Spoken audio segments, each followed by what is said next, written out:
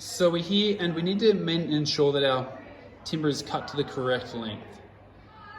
Now, because we know that we need less than 600, we can cut on the line or around the line, but being deliberate is always intentional and important.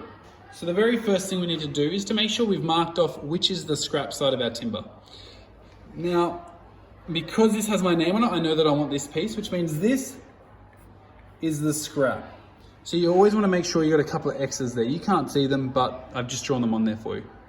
From here, what we're going to come through and do is we need to set this up. But before we even begin setting up, make sure you've got long hair tied back in a bun. Make sure you've got earmuffs. Make sure you've got safety glasses. And make sure you've got the extraction system turned on. For this video, I've got it turned off because I really don't want that sound coming through and cutting up that video.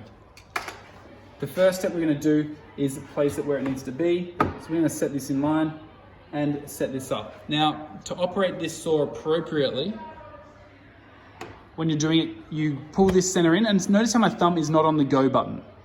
My thumb is away from the go button because we don't want that saw to turn on. You're then going to bring it down and you're going to make sure, and see it's cutting near the line.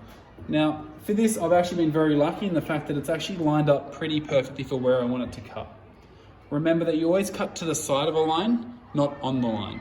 We cut to the side because the blade is a certain thickness, and then that'll cut a little bit extra off your thing. So you cut on the outside of that line. So for me, I'm gonna move it across and just get it cutting just on the edge of that outside line.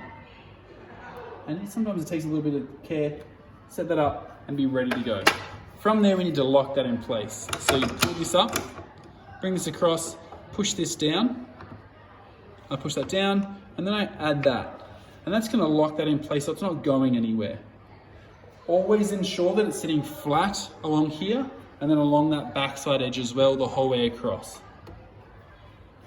From there, you're gonna go through and we're gonna place our hand. Now, our left hand is always gonna sit away from the blade with our thumb tucked under.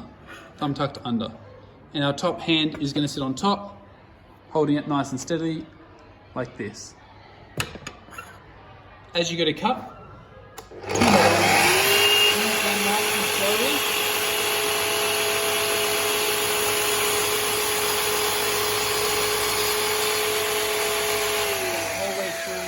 and then let it finish. Please ensure that the blade has stopped spinning before you bring it back up. Bring it back up, and then you can once again remove the scrap or the excess that either goes back out on the shelves or the racks or over in the scrap bins over to your right, and then your piece you take with you. See you in the next video.